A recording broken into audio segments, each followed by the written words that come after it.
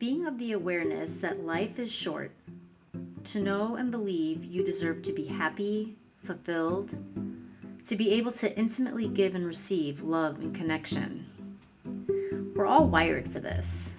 As humans, we are designed for this greatness and abundance. So, why aren't we all experiencing it? My name is Sarah Metzger, and I'm your host at What's on Your Plate podcast. Today I'm sharing insight from Robyn Smith on why we push people away when we crave closeness, why we create drama and distance when really we desire intimacy and ease. We're great at complicating things. Let's start learning how we can stop resisting and start receiving. Here we go. I am here today with Robyn Smith, and she is a communication and relationship coach and founder of the Rock Your Relationship movements. Here today to fix all our relationship problems. That can happen in the container of a podcast episode, right? Of course. Yeah, I'll just fix them right up in a 30-minute session. All right, maybe it's a little ambitious, but I'm so glad that you're here. I think you have so much just insight and things to share on really just why we find ourselves unhappy, but really wanting the exact opposite of that. Why we find ourselves pushing people away, even though we long for closeness, creating drama and distance, even though we just want intimacy and ease. Yeah. Yep. That happens, and we can definitely talk about that. Yeah. We all struggle. Most people I know struggle in relationships in one way or another and don't totally understand why. So it's really great when you start getting some understanding of what's going on, why you're doing what you do, why you're in the same patterns that you've experienced before, things like that. Yeah, absolutely. I mean, because nobody wants to feel that way, right? But take us back a little bit, Robyn. Help us understand your story, how you found yourself in a place to want to help other people with similar issues you were having. Yeah.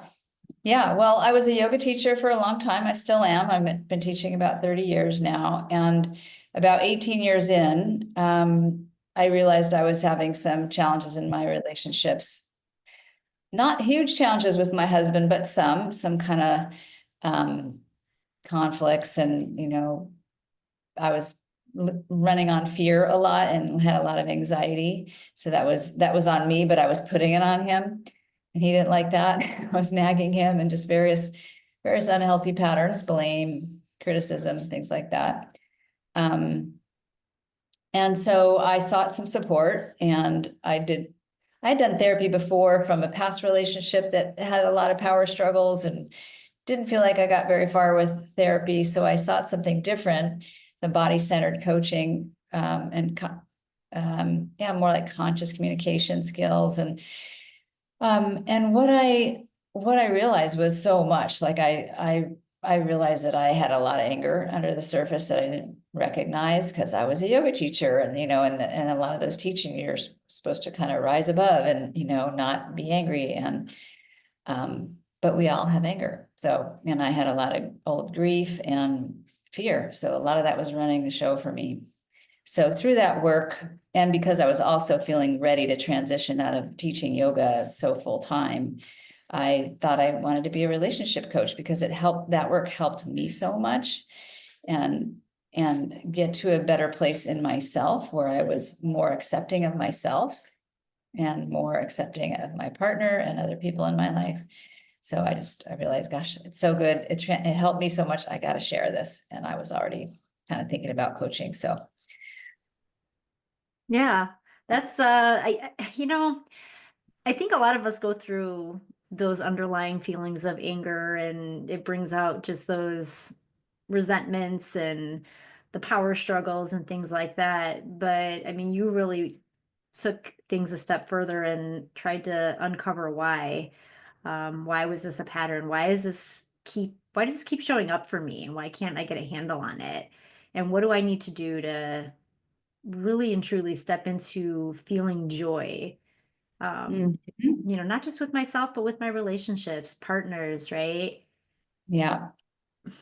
Friendships, colleagues, yeah. Yeah. Yeah, Yeah. all relationships, right? It's not just intimate relationships. Exactly. Yeah, and honestly, that's where I was having more trouble was with friendships and work relationships. Yeah. Right. Mm. So what you do for women that you work with, I mean, helping them to stop feeling disconnected and frustrated, just so lonely within their relationships and within their lives. Talk to us about how you're doing that, the type of work that you do, and just the results that you're seeing from that. Yeah, absolutely. Yeah, I call myself a body-centered trauma and relationship coach. And or somatic coach. And so somatic is like in the body. And so my work is really to help people get underneath the patterns, like what's driving this pattern. If you're arguing all the time, or if you have to be right, or if you have to make other people wrong, or you never feel good enough and you think people are always trying to get out to get you, or, whatever pattern it is, or you're always trying to help people and they never help you back, or you don't have good boundaries. And there's so many things that can show up in our lives that, that kind of perpetuate. So my work is to kind of look underneath that and see what's driving these patterns. And so often it's your identity, like who you think yourself to be. Like, again, it can be a belief, like a negative belief, like nobody likes me, I'm not lovable, or I'm not good enough. So many of us have these kind of beliefs. I shouldn't be here. I'm not worthy of having a life, um, yeah, things like that. So that can really drive our how we show up in the world, how we show up with other people. And then like it's like the lenses that we're looking through, right? So if I feel like I'm not good enough, then I might take a lot of things that people say incorrectly as criticism when it's not meant to be criticism. But I've got my filters on, my lenses that think, oh, you didn't like that. Oh, there's something wrong with me. Oh, you don't think I'm good enough, and that wasn't meant to be taken that way. So that's an example. So as we get under the surface and we do this body-centered work where people are also exploring their emotions around things, because so often we don't understand what we're feeling. We don't allow ourselves to feel what we're feeling. So we may feel angry, but then shove it down and try to be nice. Or we may feel sad, but try to cover it up with a smile or whatever we do. So when we allow ourselves to feel what we're feeling and understand why we're feeling what we feel and make that okay, there can be a big shift internally with kind of those two elements, the complete, we call emotional completion in my work, completing an emotion that never got completed because maybe you shoved it down or told yourself it wasn't okay, or you judged it, or other people judged it, or and then these pieces around your beliefs and identity. So when we do that stuff, what often happens is the behaviors change. So instead of going in and trying to change behavior a lot in my work, especially in the one-on-ones I do, I have skills and tools that I offer more in my group programs, but in the private work, we get underneath and through those transformations, people change how they're showing up in their relationships. They start to have better boundaries. They start to realize, hey, I'm worth this. I'm not going to put up with that anymore. I'm going to speak up for myself, and without me saying you should speak up for yourself. So they just come to it from the inside, which I always think is more powerful and empowering than to just do what you're told, because often someone tells you what to do and you don't want to do it, and you'll find a reason not to, or um, that's Right. It come from makes the a lot of sense for sure. And helping people understand that looking in the mirror is the first step, right? We've heard that a lot in our lives, it's like you have nobody to blame but the person in the mirror type of yeah, comments. yeah, But I think the word blame sometimes too can feel harsh, and it can make us feel even like we don't want to approach ourselves because that feels aggressive sometimes, I feel like, even the judgment of ourselves. yeah. Well, most of us are always already judging ourselves a lot, so more self-judgment doesn't help anything. And blaming ourselves isn't the answer too. So I like to differentiate between blame and taking responsibility. Taking responsibility doesn't mean like it's all your fault, or, because the truth is we all got to where we are because of what, for the most part, what happened earlier in our lives, and the survival strategies we had to take to get through what we were dealt, right? Whether it was a dysfunctional family, or somebody was absent, or you were living in a war zone, or whatever, right? Or you were totally poor and barely had enough to eat, or so people create strategies to survive tough situations, and then that becomes their like persona, their way of dealing with life and life's challenges, and then they keep carrying that forward. So the child's not to blame, because they are a victim of circumstances. They have no control over their lives. They're at the mercy of whoever's taking care of them. But as an adult, we can take responsibility, but we don't always see that. We can't see those patterns. So it's just like a tweak on, like, okay, understanding ourselves and understanding we came by that honestly. Like, we didn't create that childhood situation. We did our very best to get through it. And then now that we're adults, we have some options here that we didn't have as children. We have some options to like make new choices about how we show up and get some support, around patterns that we can't seem to stop, and things like that. So it's more like stepping into your power instead of feeling like a victim and helpless and like, oh, it's just what I do, and I'm just always yell at people, and that's how it is. That may be how it is, but you actually have a choice if you were to get some support around how to change that pattern. So hopefully that makes sense. It does make sense. And I think a lot of stepping out of those patterns really also needs to accompany just a realization that what you're doing doesn't feel good. Because Yeah, people, I think, can go through a lot of their life doing things that don't feel good, but not really understanding that they can feel better if they want to do the work. exactly. Yeah, again, sort of like feeling a victim of your life, like I don't have any choices and this sucks and my life sucks, or realizing my life could be better and I'm going to do what I can to make it better. And those are always those inspirational stories of people who rise from, rags to riches or whatever. And, people who really just like go for it and see what they can do to get to a better place, and not just accept like, this is how it's always going to be. And I'm never going to find love, and I'm never going to have money, or I'm never going to be healthy, or, we can spiral down when we start going to those places. And most of us have those kind of struggles, but when we recognize like I deserve fulfillment just like everybody else, and we may have some circumstances to overcome to get there, but people do it. It's incredible, and it's inspiring to see what's possible when you really put your mind to it. Assuming you're not, you know, whatever is having some kind of disability or mental handicap, or something where you can't function mentally or physically. Even physical people with physical disabilities can have amazing lives. They can find love, and they can find work and be really happy. So it doesn't have to be a lot of these things don't have to hold us back from this joy that you've been talking about. Absolutely. I think that's something helpful for our listeners to hear is in order to even find themselves in the company of somebody like yourself to help them dig deep, how do they pull themselves up initially from that place of despair, so to speak, of feeling that woe is me, or I'm never going to have this, or I'm not good enough type of mentality? How do people stop believing that long enough to reach for help? Well, hopefully this podcast is helping, just like planting a seed for, hey, you deserve a good life, and just like everybody else.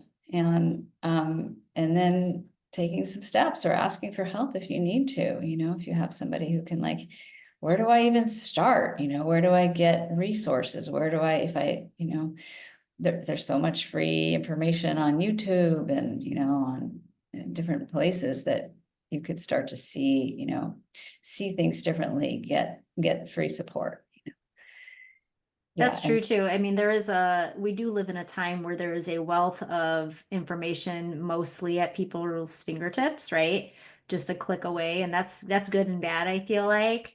Um, Yeah. but if you do know that you want to change, more often than not, you can take small steps towards that. You can find something that sets you in the right direction to working through things and making things better. Yeah. Yeah. I think so. Yeah. Something you said earlier that I'd like to hear more about is the idea of completing an emotion. Mm, And I don't think that that means you're never going to feel something again, right? correct. It just means understanding how to process it in the moment, in the situation. Can you talk a little bit more about that? Yeah. So, yeah, I think you said it very well. So, say you've got some old anger because your parents didn't take good care of you or weren't attentive to you or hurt you, and you haven't recognized that. And I have a lot of clients, I work with a lot of women who, when they think about what happened in their past, they'll start crying. And nothing wrong with that. But often crying or sadness is like a default when anger doesn't feel safe. So if you had a lot of anger coming at you, aggression, things like that, mistreatment, then anger was really scary. And for most of us, anger is scary anyway. It's big and loud. But or if you had, or you may have this idea like, oh, I don't want to be like her, so I'm not going to be angry. I'm not going to be an angry person. So then what you do with your anger anytime you feel it is you just push it down and you let, and crying is acceptable. So you'll cry instead. Um, so that's just one example of how we don't allow the emotion to come through and we suppress. So then in our work together with my clients, as we explore like what feelings might be there and as they may get in touch with the anger, they either will or will not be willing to go there in the session, and I'm not going to force anything. But if they are able to access it, then I just give them a little space for that, and so they can experience like, okay, this is anger and nothing bad's happening. And I also help people distinguish anger from how you respond to anger. So anger itself and any emotion is just energy moving in your system. It comes through you, and if you let it, it'll just move through. And there's research that says emotions last 90 seconds if you would just allow them to do their thing. But then a lot of us think anger is like the acting out, like punching the wall or hurting somebody or hurting yourself or yelling or, you know, conflict and stuff. So that's what you do with your anger. So the more you can just recognize your anger or your sadness or whatever it is that's hard to feel, and let it have its moment. And then also in my work, we explore what the anger or the emotion wants. So that helps us to complete, because any emotion is coming up because it's got a message. It's trying to tell you something like, this is not okay, or I need some affection, or I need some recognition, or whatever that is. So when we allow the message of the emotion to come through, there's some completion that happens. People feel like, now I feel better. Like now I don't feel all that tension, getting pinned up in my system, and there's a release. So yeah, like you said, yeah, you're still going to have anger in your life. The other things are going to make you angry, life goes on. But if there's some, like you said, like around a situation, around a person, around a chapter in your life that wasn't completed, that kind of work can really help you to resolve it, or at least begin that process of resolution around that situation. That makes a lot of sense to me. How is it connected to the way that we look outside of ourselves for Mhm. fulfillment or connection with partners or other people? How is that something that helps drive that I guess, desire to find those things outside of ourselves versus finding them internally first. How do the emotions, the pent up emotions drive that? Is that what you're? Well, when we're feeling excessively angry or sad, when we look outside of ourselves for what caused that or the reasons for it or what would make it better, Right. is there a connection Yeah. between Yes. that and Got you. how we want people, how we think other people should show up for us?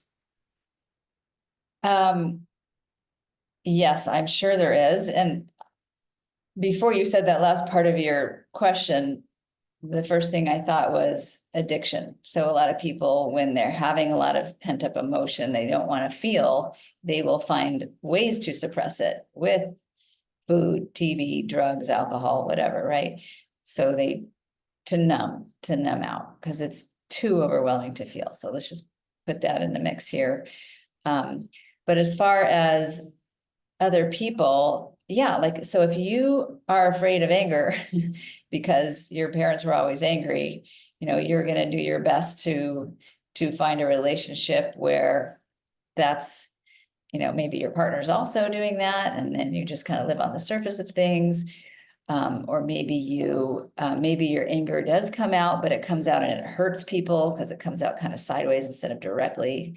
Um, yeah, it's a little hard to answer the question specifically, but it will definitely affect how you experience life and how you experience your relationships.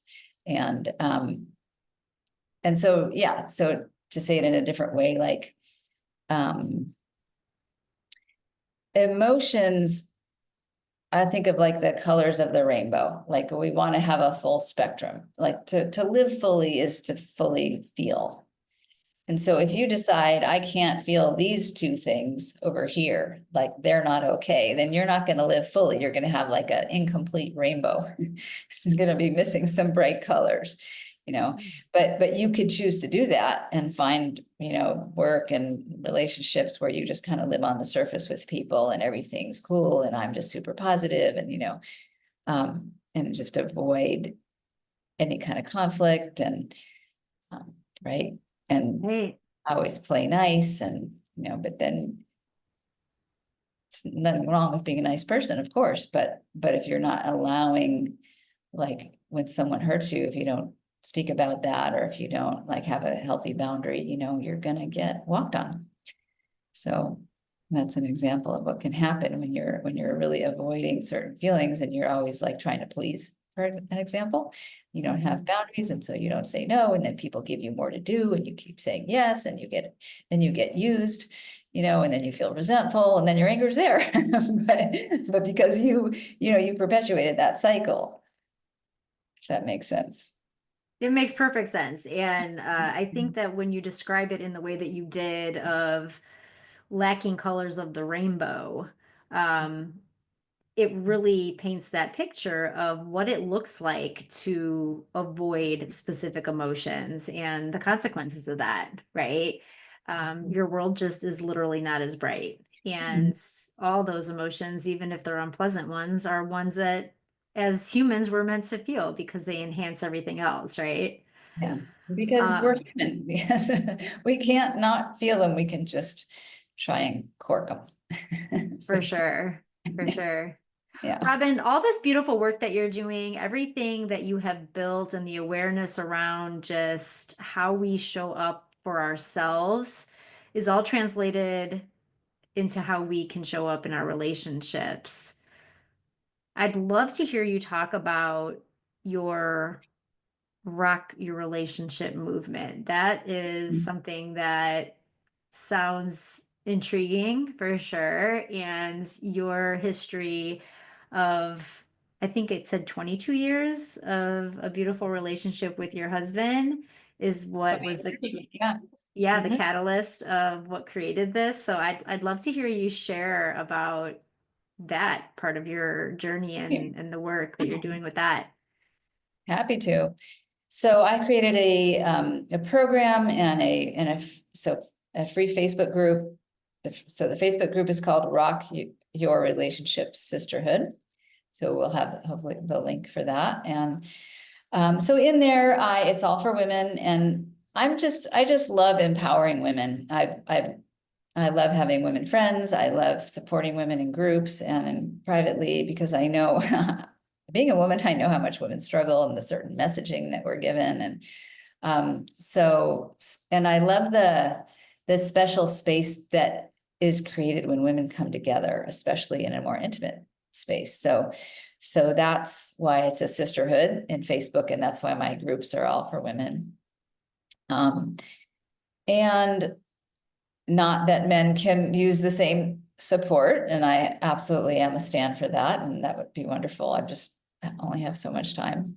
But so in that group, in the free Facebook group, I offer trainings. I offer communication trainings occasionally. I do a lot of just videos on informing people about trauma and things that we're talking about today, how your childhood trauma affects your current relationship dynamics and the challenges you're facing. People can ask questions and get support in the group.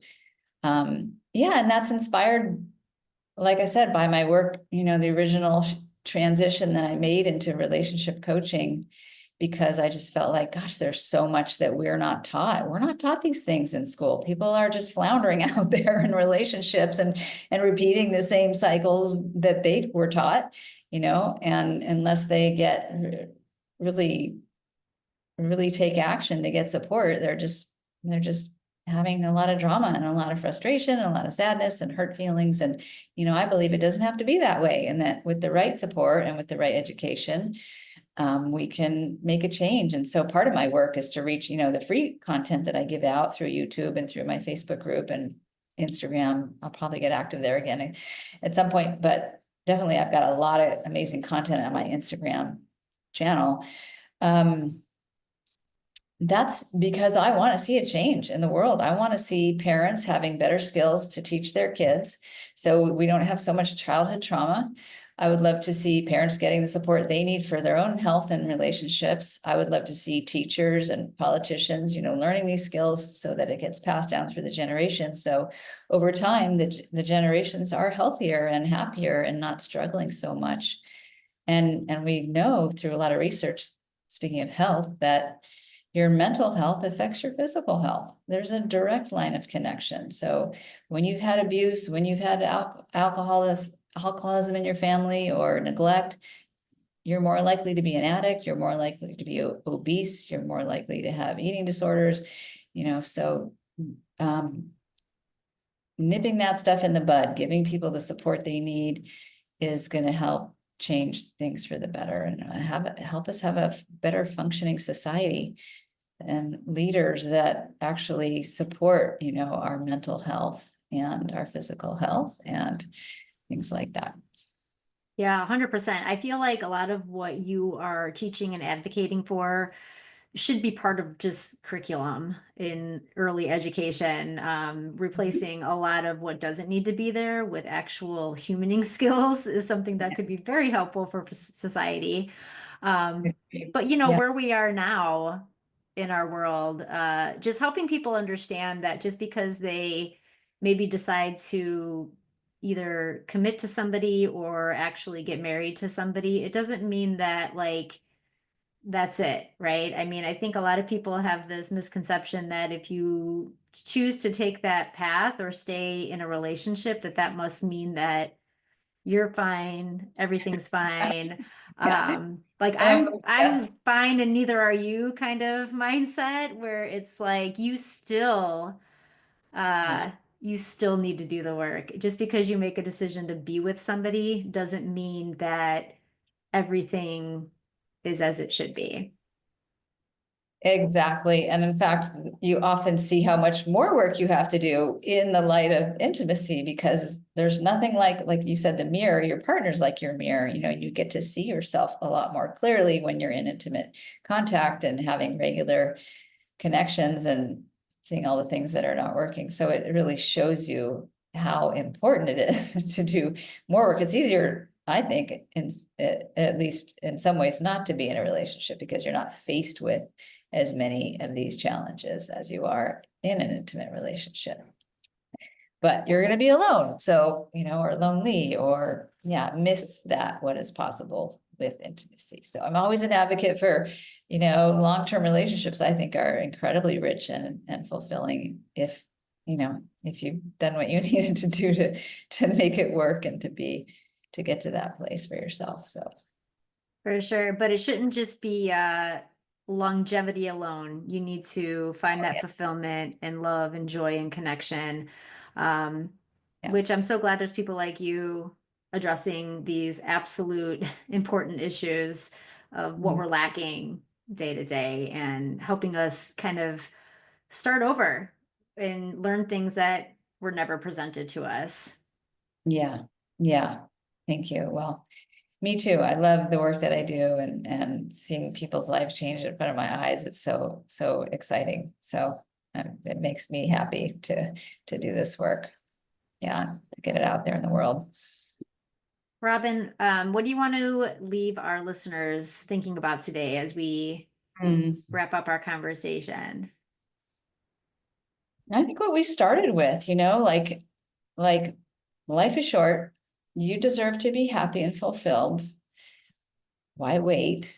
Go get some help, however you get it, and get someone you trust who feels like they can support you, who understands what you're going through, and get yourself to a place of joy and satisfaction and fulfillment and, love. Like we all deserve love and connection, and we all want that, whether we acknowledge it or not.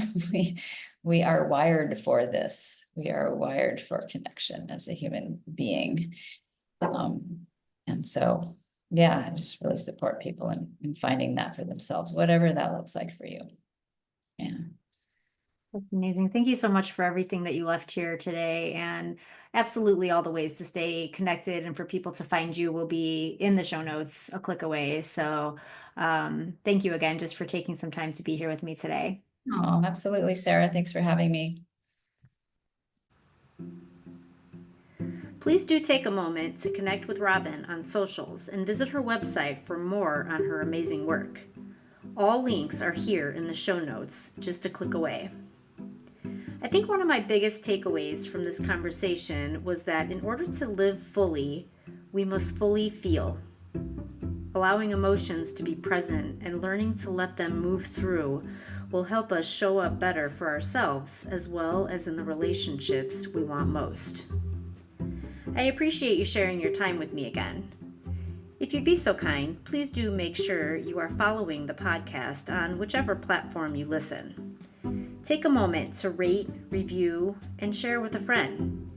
You can even comment directly on Spotify if that's where you listen. Your support is everything, and helping to spread the conversation keeps this space going. Thanks again, friends. I'll see you next time.